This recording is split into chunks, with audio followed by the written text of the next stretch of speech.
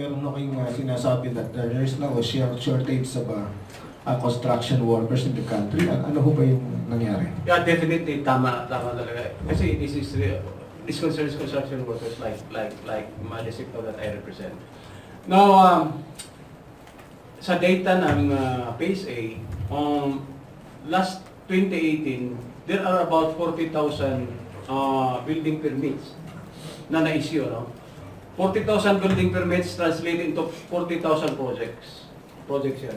Assuming na bawat project, mayroong 30 construction workers employed doon, that's surely 1.2 million construction workers ang requirement.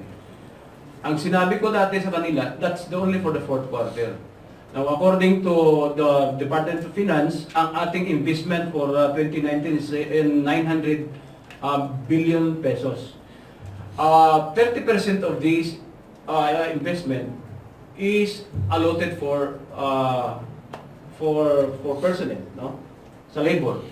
So, sa data ng Department of Labor and Employment, 4 million ang pangangailangan natin ng construction workers.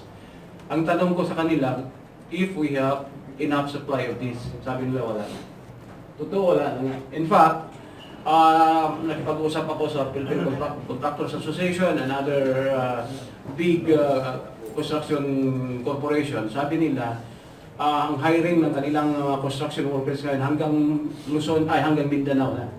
Wala nang makitang tao dito. No? I mean, for the construction workers. Yun, ganun kabigat.